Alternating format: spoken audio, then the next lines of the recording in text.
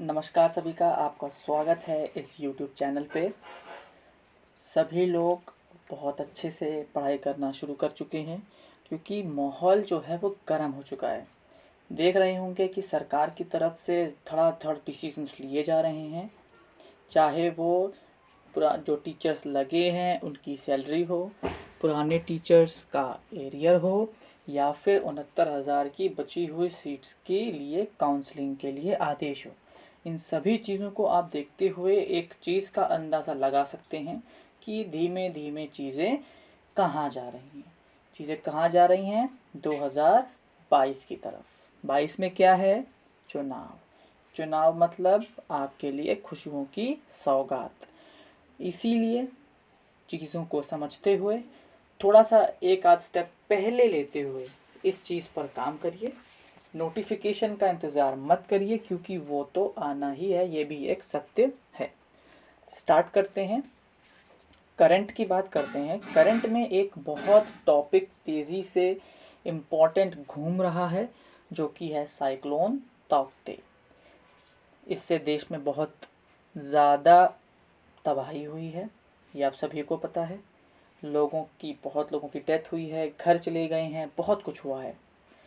लेकिन ये तौकते आपके लिए करंट के कुछ क्वेश्चंस ज़रूर क्रिएट करके जाएगा। उन क्वेश्चंस को हमको यहाँ पर कवर कर लेना है। इसमें दो तीन चीज़ें जो कवर करनी है कि सबसे पहले जो ये तौते है, ये जो नाम कहाँ से कौन दे रहा है, कैसे देता है और कौन देते हैं। फिर साइक्लोन, ट्रॉपिकल साइक्लोन, थोड़ा इसकी जानकारी, और साइक्लोन जनरेट कैसे होते हैं, कहाँ पर इनको क्या कहा जाता है। इस तरह के जो कॉमन क्वेश्चन करंट अफेयर्स से आपके बन सकते हैं, उन चीज़ों को यहाँ पे कवर कर रहे हैं। बहुत बढ़िया टॉपिक है और बहुत बढ़िया वीडियो है। चलिए इस वीडियो को आगे हम लोग कंटिन्यू करते हैं। पहली बात आती है कि जो साइक्लोन ताउते है, जिसको हम ताउते कहते हैं एक्चुअल में, that intensified into an extremely severe cyclonic storm. जो ये तौते आपका साइक्लोन है, ये केवल एक नॉर्मल साइक्लोन नहीं है, एक्सट्रीम सीवियर साइक्लोनिक स्टॉर्म है।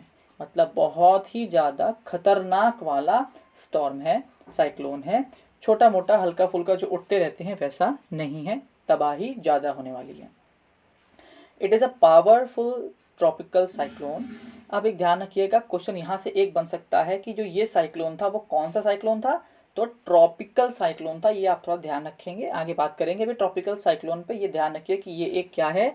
ट्रॉपिकल साइक्लोन है। हो सकता है कि आपको दे दें कि what type of cyclone was ताउते, नीचे दे दें ट्रॉपिकल, दे दें कोई और 4 ऑप्शन दे दें, हाइड्रोट्रॉपिकल, व्हाट्सोएवर, वो जो भी दे सकते हैं, उसमें तो इतना मुझे जानकारी नहीं है, कुछ भी ऑप्शन हो सकते हैं। तो आपको चुनना होगा कि हाँ ये क्या ट्रॉपिकल था, ठीक है, या फिर वो किस प्रकार का था, तो आपको पता होना चाहिए। It is a tropical cyclone. कहाँ से उठा था? अरेबियन सी। एक चीज़ ध्यान रखिएगा, अरेबियन सी से बहुत कम साइक्लोन उठते हैं और ये अरेबियन सी से उठ के आया है, तो इसलिए ज़्यादा इंपॉर्टेंट हो जाता है। That became the strongest tropical cyclone to make landfall in the Indian state of Gujarat. अभी तक का सबसे ज़्यादा खतरनाक स्ट्रॉन्ग साइक्लोन जो कि गुजरात में टकराने जा रहा है 1998 से। लास्ट जो था वो 1998 में था। Gujarat cyclone and one of the strongest tropical cyclone to ever effect the west coast of India. और एक और खतरनाक जो वेस्ट कोस्ट है, मतलब जो पूरा भारत का हिस्सा, वेस्ट का जो हिस्सा है, जो आपका तटीय हिस्सा है, वहाँ पर टकराने वाला वन ऑफ द मोस्ट, सबसे खतरनाक या सबसे स्ट्रॉन्ग जो साइक्लोन है वो आपका तौते है। तो यहाँ से दो चीज़ें निकली, पहला कि ये ट्रॉपिकल साइक्लोन है, और दूसरी चीज़ आई कि ये अरेबियन सी से उठ के आया है 1998 के बाद। गुजरात में ये सबसे स्ट्रॉन्गेस्ट है। आगे बढ़ते हैं। आप शायद न्यूज़ अगर देख रहे हो, एक वर्ड आ रहा है हर बार, IMD। IMD ने ये बोल दिया, IMD ने वो बोल दिया, IMD ये, IMD। तो IMD क्या है? फुल फॉर्म है इंडियन मीटियोरोलॉजिकल डिपार्टमेंट। ये है क्या भैया? तो IMD is an agency of the ministry of earth science. अब देखिए एक क्वेश्चन यहाँ से बन गया, पूछ सकते हैं कि जो IMD उसकी फुल फॉर्म ये रही, आईएमडी जो है वो किस ये क्वेश्चन मैंने एसएससी में एक पेपर मैंने दिया था, उसमें क्वेश्चन था, एक डिपार्टमेंट का, कोई सॉइल का ही डिपार्टमेंट था, और वो पूछ लिया था कि ये इंडियन मिनिस्ट्री के किस सेक्शन के अंदर आता है, कि ये सॉइल मिनिस्ट्री में आता है, कि ये अर्थ मिनिस्ट्री में आता है, कि ये आपका इन्वायरमेंट मिनिस्ट्री में आता है। मतलब ऑप्शन ऐसे दे दिए थे। ये एक क्वेश्चन मुझे अच्छे से याद है, तो इसलिए क्वेश्चन यहाँ से बन सकता है अगर पेपर का स्टैंडर्ड हाई हुआ तो, कि ये किस मिनिस्ट्री के अंदर आता है। तो ये ministry of earth science of the government of India. तो किसी मिनिस्ट्री ऑफ अर्थ साइंस के अंदर आईएमडी वर्क करता है। It is the principal agency responsible for, अब क्या क्या काम है उसको देख लो भैया। Meteorological observation, weather forecasting and seismology, भूकंप भूकंप आ रहा है, मौसम क्या है, तूफान क्या है, इनका जो कारभार है, जो इनका ज्ञान है, जो रखने वाले वो आईएमडी वाले हैं। तो जो भी चेतावनियां हैं, या फिर जो भी नामकरण हैं, या फिर कितना सीवियर था, कितना इसकी स्पीड थी, इस तरह की जानकारी है वो इंडियन मेट्रोलॉजिकल डिपार्टमेंट आईएमडी डिसाइड करने वाला है। किसके अंतर्गत है? इंडियन मिनिस्ट्री जो है वो किसके? Ministry of earth science. Important हो सकता है, नोट कर लीजिएगा। आगे बढ़ जाते हैं कि ये ताउते जो नाम है वो किसने रखा। ये क्वेश्चन बहुत इंपॉर्टेंट है।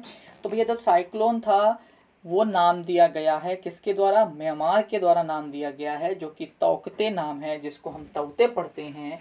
और एक्चुअल में ये है क्या? तो भैया ये एक छिपकली है, एक लिजर्ड है, जिसकी फोटो आपके सामने दी गई है। इसका नाम है तौते, या फिर इसको हम इसको म्यांमार में गेको कहते हैं। क्या कहते हैं? Gecko.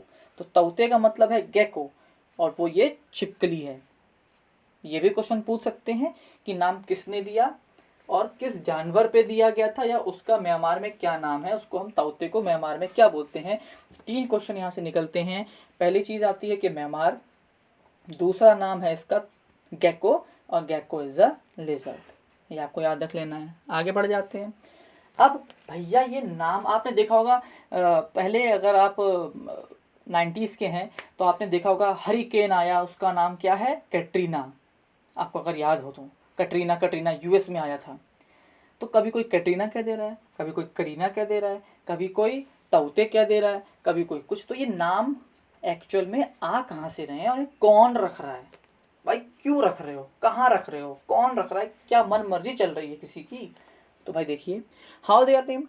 The world meteorological organisation.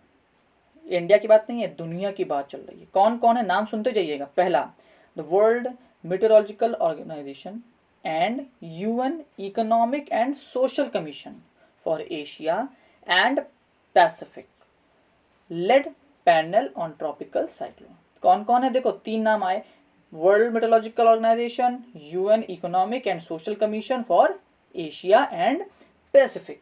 ये मिलके जो ट्रॉपिकल साइक्लोन्स जितने आने वाले हैं उनका नाम ये रखेंगे। A global body which also includes, एक और ग्लोबल बॉडी जो आ रही है वो कौन सी है आपकी? Regional specialised meteorological centres, RSMC, as well as tropical cyclone warning centre prepare the name of the cyclone. तो ये नाम दिए गए हैं कि ये लोग या ये ऑर्गेनाइजेशन, ये एजेंसीज हैं जो कि ट्रॉपिकल साइक्लोन्स के नाम रखते हैं। ये भी इंपॉर्टेंट है, भले उतना इंपॉर्टेंट नहीं, लेकिन आपको पता होना चाहिए कम से कम कि वर्ल्ड मेट्रोलॉजिकल ऑर्गेनाइजेशन हो गया, WMO हो गया, कौन कौन, UNESCAP हो गया, RSMC हो गया। ये 3-4 ऑर्गेनाइजेशन है जो कि मिलकर नाम रखते हैं। ठीक है, अब आगे एक और बात, इंडिया की बात कर लेते हैं। तो IMD इज एमंग 6 RSMC, जो नीचे नाम था ना रीजनल वाले, उसमें 6 देश हैं, जिसमें से इंडिया भी एक आता है, जो कि क्या करता है? एडवाइजरीज देता है या फिर नाम देता है ट्रॉपिकल साइक्लोन के। कहाँ पर? North Indian ocean region. देखिए होता क्या है, जिसके एरिया में साइक्लोन जनरेट हुआ वो नाम देगा।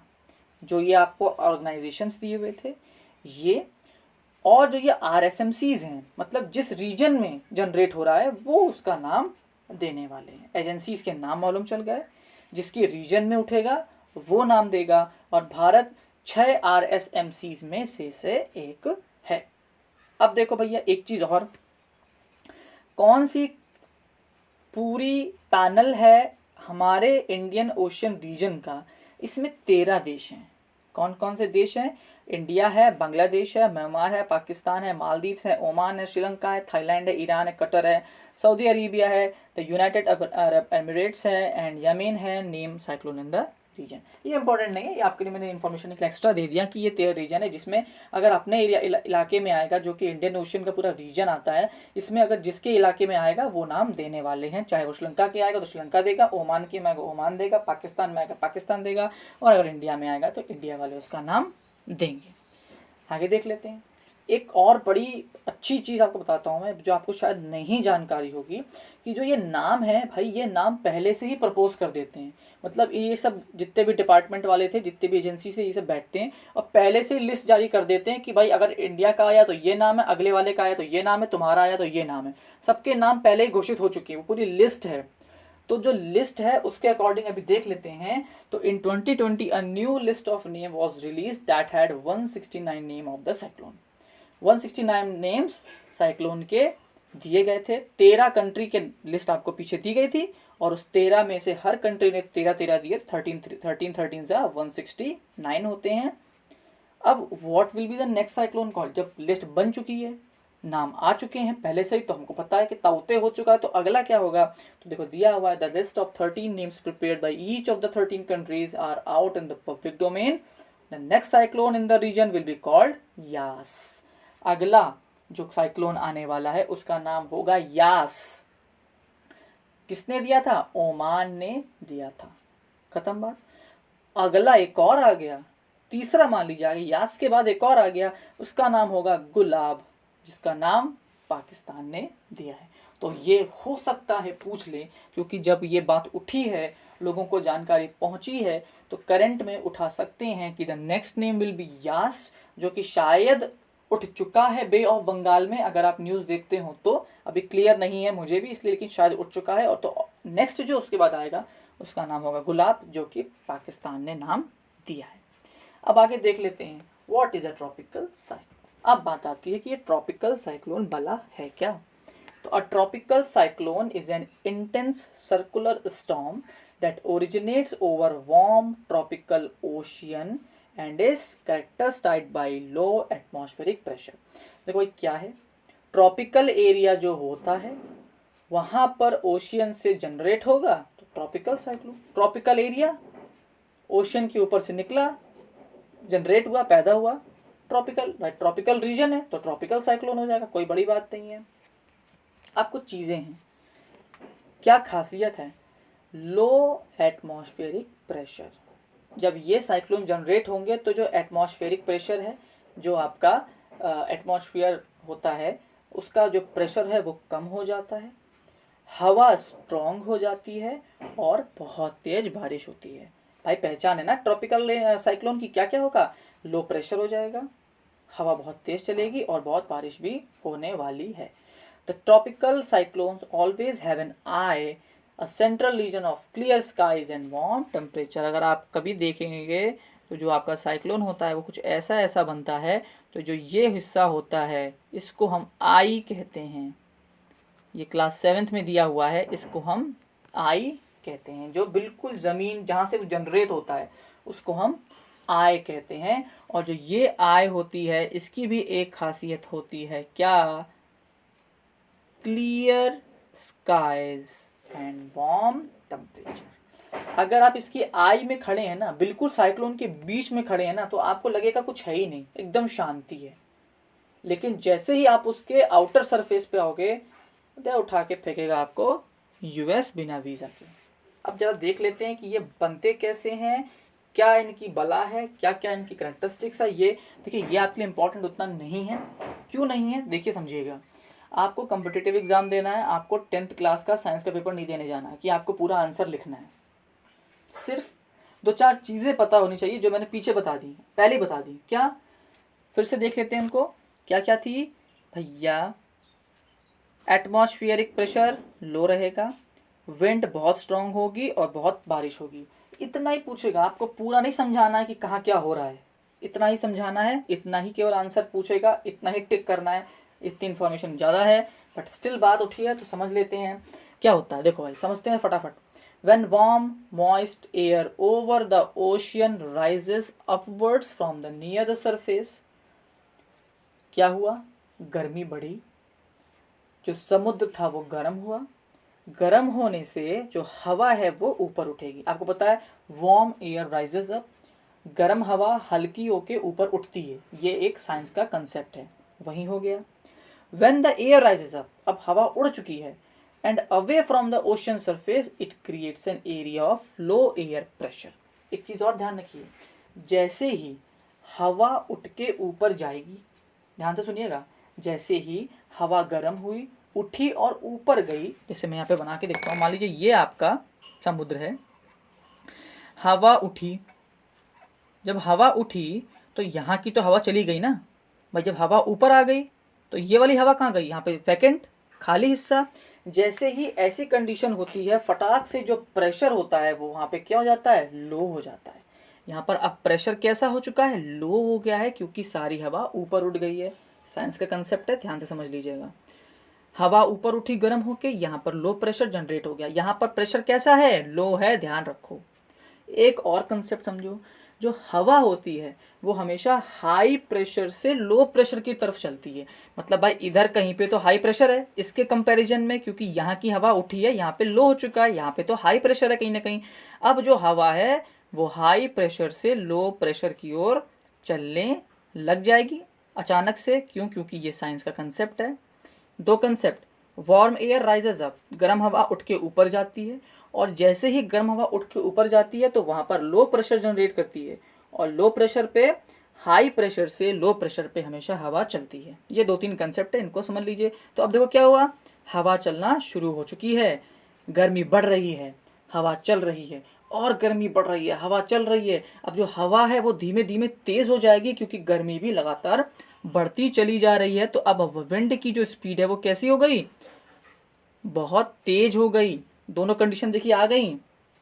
क्या? पहला प्रेशर लो, तो भाई गर्मी से प्रेशर लो हो रहा है, बहुत प्रेशर लो हो रहा है, और लो हो रहा है तो हवा भी और तेज चलना शुरू हो चुकी है। बात इतनी क्लियर हो गई। अब ये सब जो गर्म हवा है ये उठ के ऊपर ऊपर ऊपर ऊपर पहुंचती चली जा रही है, पहुंचती जा रही है, पहुंचती जा रही है। अब क्या होगा?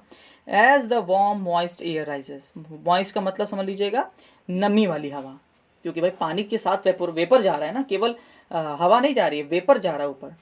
तो जैसे ये गर्म नमी वाली हवा ऊपर पहुंची, अब ऊपर तो मौसम ठंडा है भाई, पता है आपको, ऊपर जितना ऊपर जाएंगे मौसम ठंडा होता चला जाता है, ये तो सबको पता है।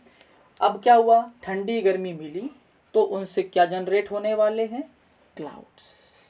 क्या जनरेट होगा भैया? बादल जनरेट हो चुके हैं। और जो नीचे प्रोसेस है वो कंटिन्यू होता जा रहा है, होता जा रहा है, होता जा रहा है, और ऊपर वो पहुंचता जा रहा है, पहुंचता जा रहा है, पहुंचता जा रहा है। The complete system of the clouds and the wind spins and gross.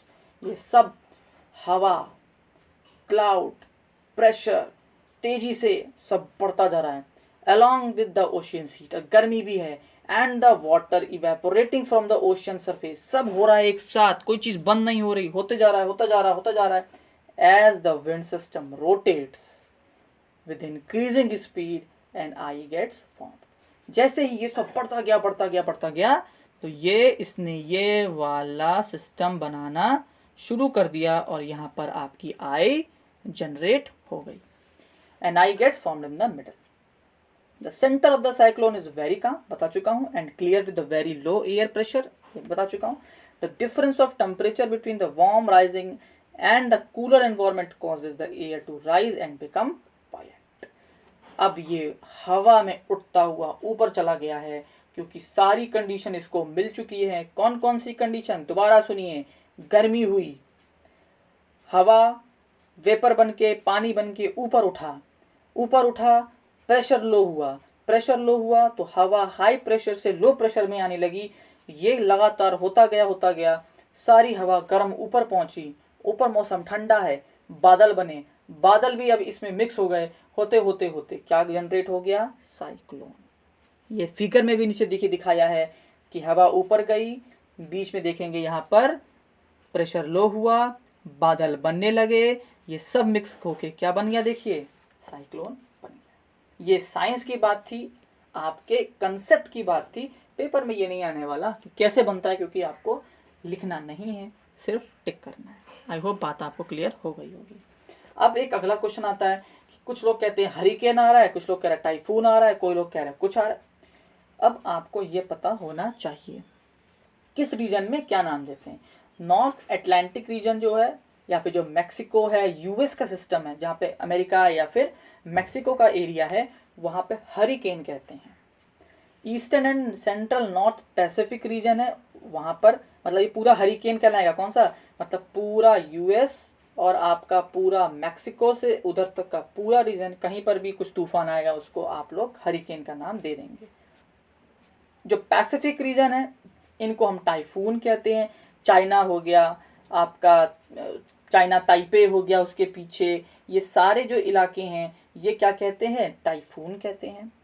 Arabian सी में, नॉर्थ इंडियन ओशियन में माफ़ करिएगा, ट्रॉपिकल साइक्लोन, मतलब हमारे इलाके में कहीं भी तूफान होता है तो हम उसको साइक्लोन का नाम देते हैं।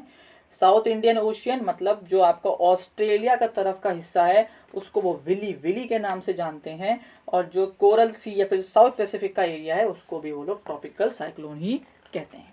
ये सभी इंपॉर्टेंट टॉपिक्स को हमने कवर किया है।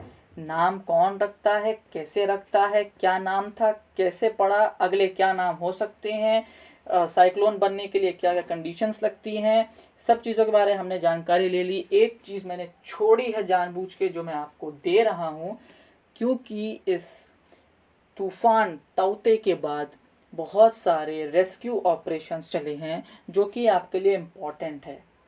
कौन कौन से युद्धपोत उसमें लगे थे, उस ऑपरेशन का कुछ नाम भी दिया गया था, अगर आप न्यूज़ देखते हो, वो मैंने जानबूझ के छोड़ा है, उसको मैं नेक्स्ट वीडियो में कवर करूँगा। अगर जिसने पढ़ा है कमेंट सेक्शन में ज़रा अपनी होशियारी मुझे बताइए, दिखाइए, और मैं भी देखूं कि आप लोग कितना एक्टिव हैं इन चीज़ों को लेकर। ये बहुत ही मोस्ट इम्पॉर्टेंट टॉपिक है जो आपके पेपर में 99.99% दिखने वाला है। छोड़िएगा मत, तैयारी करके जाइएगा, पढ़ के जाइएगा, समझ के जाइएगा, नहीं समझ में आया फिर पूछिएगा, फिर समझाएंगे। आई होप वीडियो पसंद आई होगी। भैया बॉस लाइक शेयर बनता है, सब्सक्राइब करते रहिए। मुझे खुशी है कि जो लोग हैं वो डेली एक एक दो लोग जुड़ते हैं वीडियोस को देखकर। 400+ व्यूअर्स सब्सक्राइबर्स हैं मेरे पास, मुझे खुशी है। एंड आई होप भी जल्दी बढ़ें, 500 600 700 जितने लोग जुड़ सकें, क्योंकि मैं एक टीचर हूँ और जो टीचर होता है उसकी सबसे बड़ी कमी ये होती है क्या, कि जब तक उसके पास अच्छे स्टूडेंट्स नहीं हैं तो वो भी अपना 100% नहीं देता। होता है ना लोभी गुरु लालची चेला वाली बात, तो लालची चेला और लोभी गुरु हो जाता है अपने आप। अगर लगेगा कि आप लोग की तरफ से नहीं आ रहा है तो यार मैं बिल्कुल इंटरेस्ट नहीं लेने वाला, आप लोग की तरफ से रेस्पॉन्स अच्छे मिलते हैं तो मज़े आते हैं बनाने में, पढ़ने में और पढ़ाने में। आई होप आपको सब चीज़ें क्लियर हो गई होंगी। पढ़ते रहिए, सेफ रहिए। Thank you and have a nice day.